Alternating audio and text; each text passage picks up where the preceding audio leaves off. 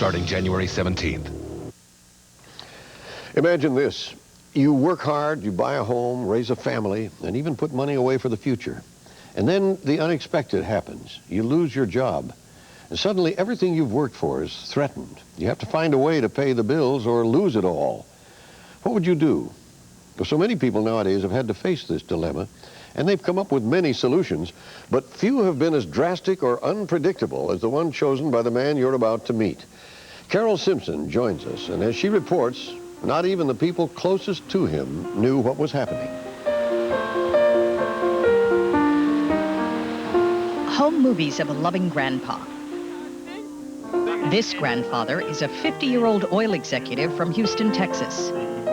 And like most grandpas, he lives to spend time with his grandchildren.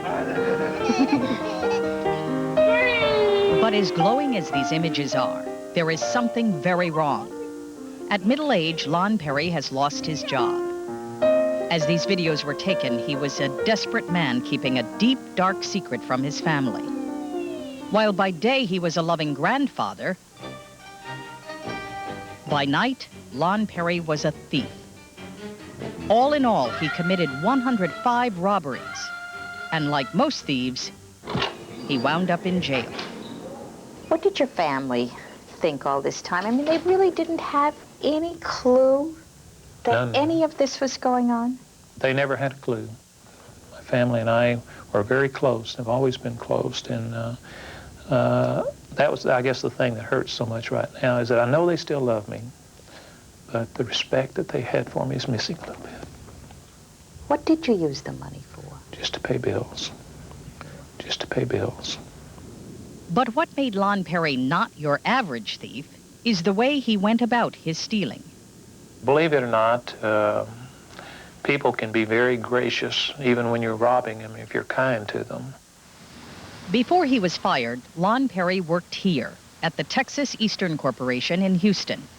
Worked here for 10 years, earning a salary of $50,000 a year. He had a wife, a son in the police academy, and a daughter who was expecting her first child. When he was fired at age 50, and knowing the state of the oil business, he sank into a deep depression. There were no jobs to be had for a man his age. Time was passing. His savings had dried up. What would become of his family? We didn't have any credit left, so he couldn't borrow money. No rich relatives? No rich relatives, no. We never could even get him to buy clothes for himself. He always bought for others. He always thought of other people. He became more and more depressed. His family became alarmed. Mother would say, well, I'm really worried about him. He's really depressed. I'm really scared that he's going to, hurt himself or possibly kill himself. And I says, no, that happens to other people. That's not going to happen to us. That's something you see on TV. Finally, Lon confided in his wife that he thought suicide was the only way out. Judy, what did you think when you heard him tell you that? You just die inside. You just die. Because you feel so frustrated. I would beg him to see a doctor. I just tried everything that I could think of, to bring him out of his depression. Nothing helped. Lon's desperate solution? For 3 years, he told his family he had a night job, installing computer software. Said the job took him all over Texas and that he couldn't be reached. In reality, he was traveling throughout Texas and Louisiana in search of victims to rob. He didn't want to hurt anyone, physically or financially. He reasoned that the people most likely to be unhurt by robbery were business travelers, those with expense accounts from the company. So armed with a broken pistol that couldn't even fire, he began to stake out hotel lobbies. Lon had no trouble blending into a hotel lobby like this one. After all, he looked like any other executive traveling on business. But what he was really doing was looking for a suitable candidate to rob. He'd follow his victims upstairs, taking note of what room they were in. And then he'd appear as if he were just another weary business traveler heading to his own room. Then he'd make his move. I went to the door and looked through the security hole in the door, and was a rather nicely dressed gentleman standing there in the hallway. June 27, 1991, the Adams Mark Hotel in Houston. Robert Jones was resting in his room when a stranger paid a call. So you opened the door. Opened the door.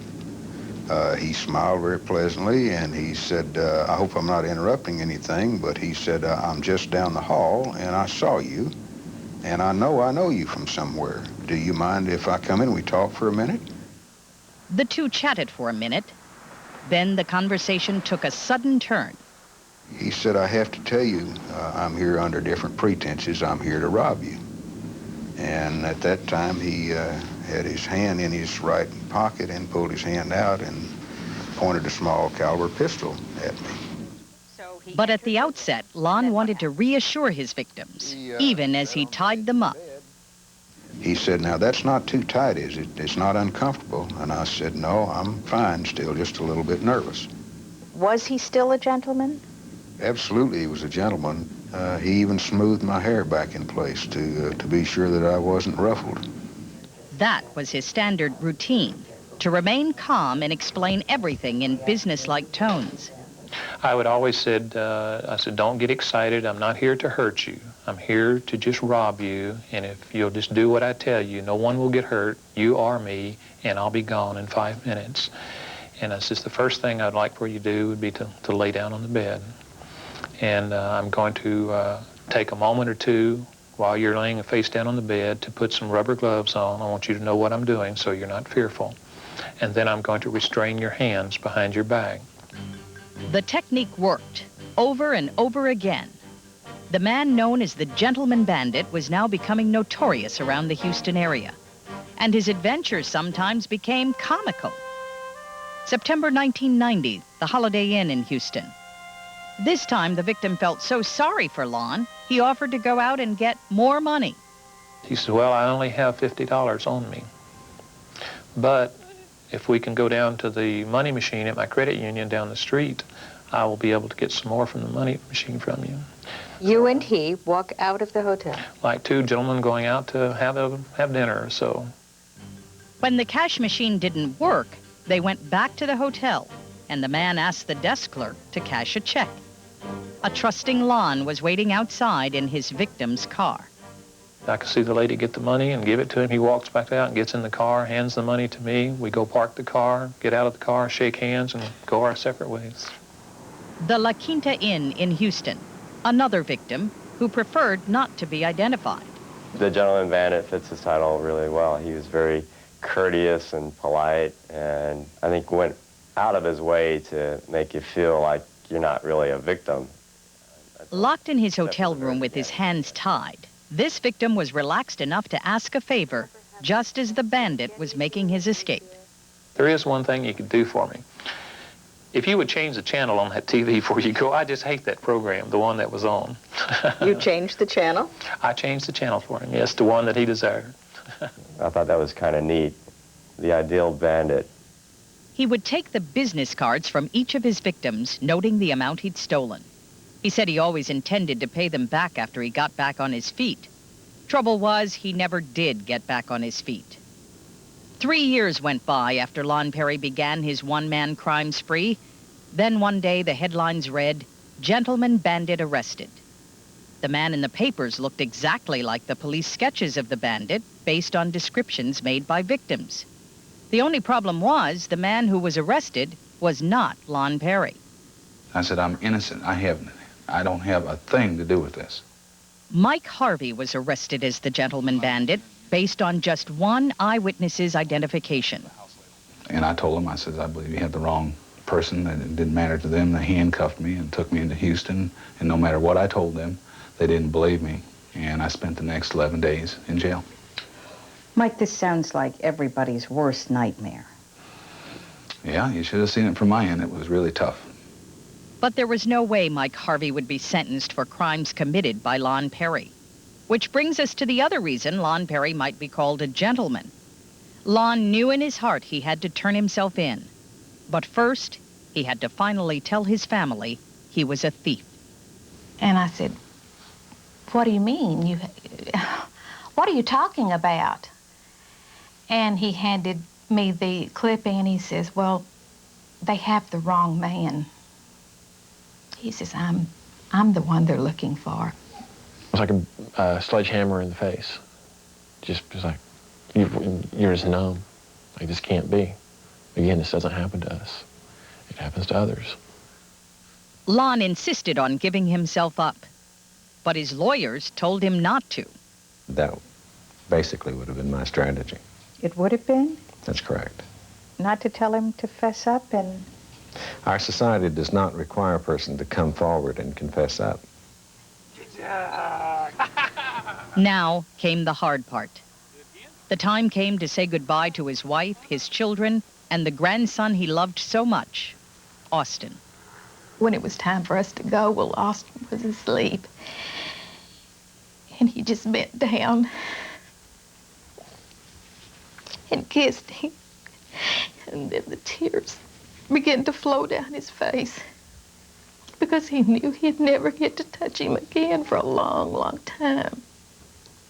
But he knew he had to be punished for what he did. He plea bargained and got 35 years in prison with the possibility of parole in 8 years. His lawyers say that's a bargain, considering the 105 separate robberies he committed. What would he face being found guilty on such charges? If the maximum sentence was imposed on each one and each sentence was stacked on the other, it would be something in excess of 6,300 years. Still, it's of little consolation to his family. And you have no idea the guilt you feel every time I pick up one of those children. I think of him, that he doesn't get to pick them up. He doesn't get to love them. She hasn't been able to touch you. You have to see them through a glass? Is that true? You've seen Austin through a glass? Yes. Yes, it's hard. Little Austin doesn't understand why his grandfather can't come home. He thinks Lon works at a place that doesn't have doors. Because this interview took place outside the jail in a nearby courtroom, his family took a chance that they'd be allowed to see him, and they waited outside. My family's here. Is there any way that, with my grandson, that I could have these removed?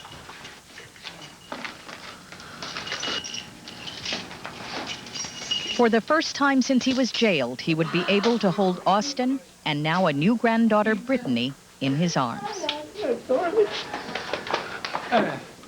you doing, baby?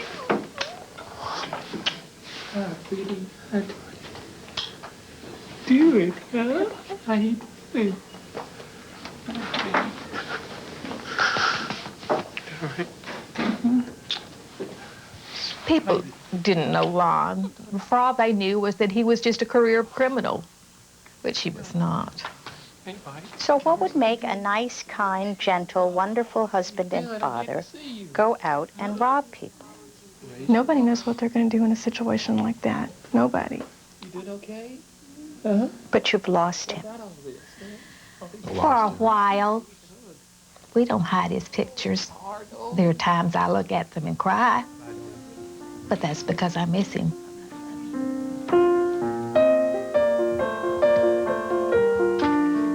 It's going to be a long time.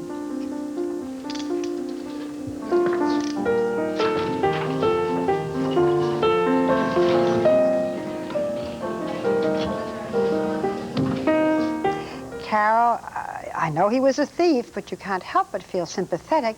He has at least 8 years to serve, and he was a first offender. Why such a stiff sentence? Because he committed 105 separate armed robberies. Had he done one jewelry store heist, say, for example, and he might have gotten a smaller sentence than he did, but it was the fact that there were so many over such a long period of time in 2 states. What is his wife living on now if he had to commit these crimes to support them then? Well, she's gotten a job working as a medical secretary, but she's having her own problems because her husband is in prison. She's being told she can't get car insurance nor medical insurance because she's a risk. You know, the truth is that there were jobs that he could have had. They might not have been on the level that he'd had before. He felt that he was not thinking straight because he was depressed. He was under the influence of a deep depression and admits it was the wrong thing to do. It's very unusual when you end up feeling sympathetic for the man who committed the crimes. He really was a gentle bandit. Thank you, Carol. Well, next, the incident that turned a private decision into a public debate. They went on vacation and left their 2 little girls home alone. A bad idea that raised a good question. How could this happen? Bob Brown with the story everyone's talking about when we return.